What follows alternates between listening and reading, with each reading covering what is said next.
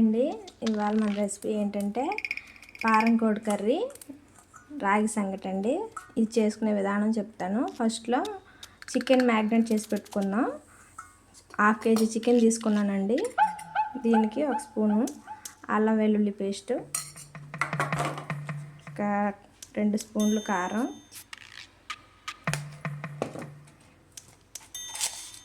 Half spoon ఉప్పు, చిటికెడు పసుపు, ఇవన్నీ కలిపేసుకుని ఒక గంట ఇలాగ కలుపుకుని ఒక గంట పాటు పక్కన పెట్టేసుకుందాం. తర్వాత కర్రీ చేసుకుందాం.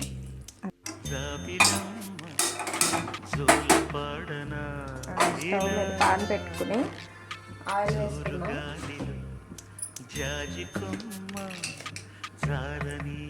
ఒక 4 టేబుల్ స్పూన్లు వేసుకోండి.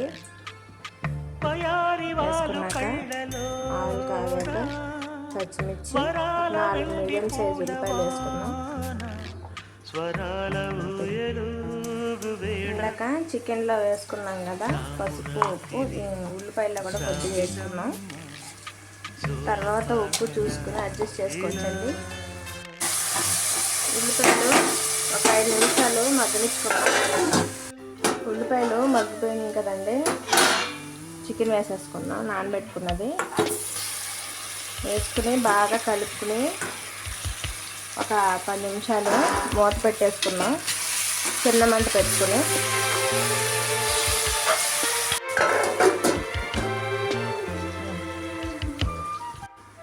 చికెను మగ్గే లోపల ఒక ఉల్లిపాయ, చిన్న కొబ్బరి ఎండు కొబ్బరి ముక్క, 2 లవంగాలు, చిన్న పట్ట, రసాలు కొద్దిగా మెత్తగా మిక్సీ పట్టుకున్నాం.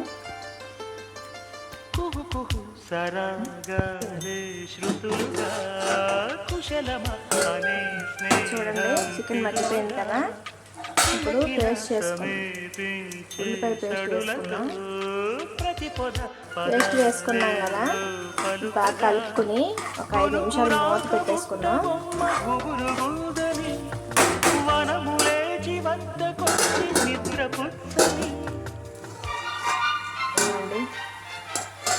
5 నిమిషాలు అయిపోయింది కదా.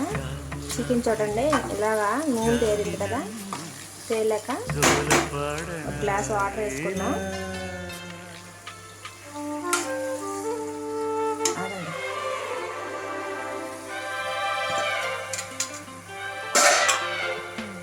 కలిపేసుకుని ఒక 3 విజిల్స్ పెట్టుకున్నాం.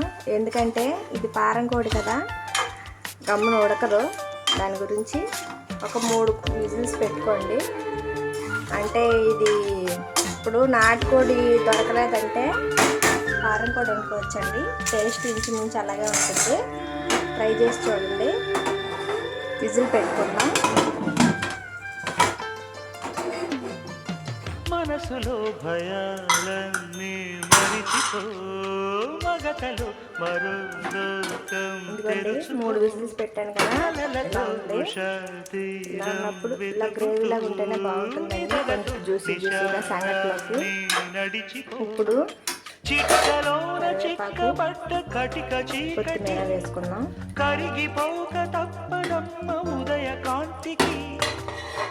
కలిపేసుకుని చిన్న మంట మీద ఒక 5 నిమిషాలు కూడా వద్దు, 2 నిమిషాలు ఉంచుకుని కట్టేసుకోండి.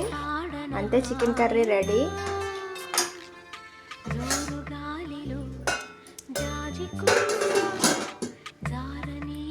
రాగి సంగటికి ఒక గిన్నె తీసుకోండి. ఈ గ్లాసుడు బియ్యం వేసుకోండి.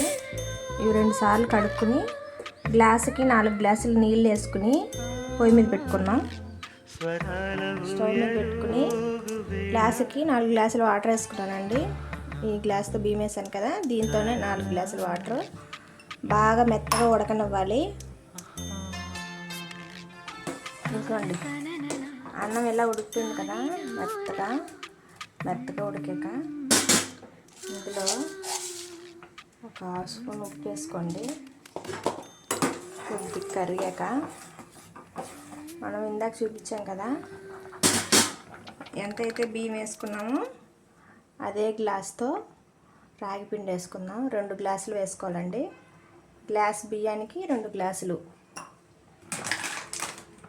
వేసుకుని మూత పెట్టేసి అలా ఉంచేసుకోవాలండి ఒక 5 నిమిషాలు. తర్వాత కలుపుకోవాలి.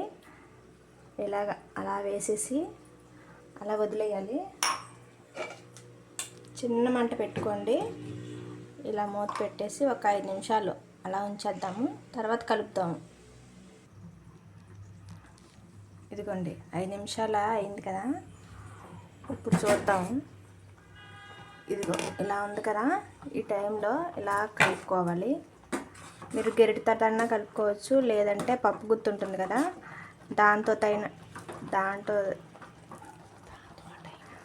దాంతోటైనా మెత్తగా కలుపుకోండి. ఇలా మెదుకున్నట్టుగా కలుపుకోవాలి. సిమ్లో పెట్టేసి ఇదిగోండి 5 నిమిషాల తర్వాత ఇలా కలుపుకోవాలి. బాగా మెదుకుతున్నట్టుగా కలుపుకోవాలి.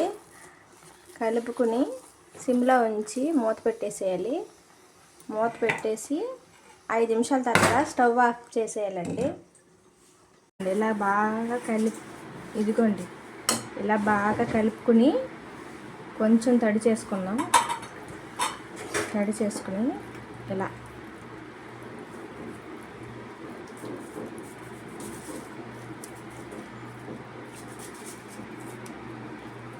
ముద్ద చేసి పెట్టుకోవాలండి.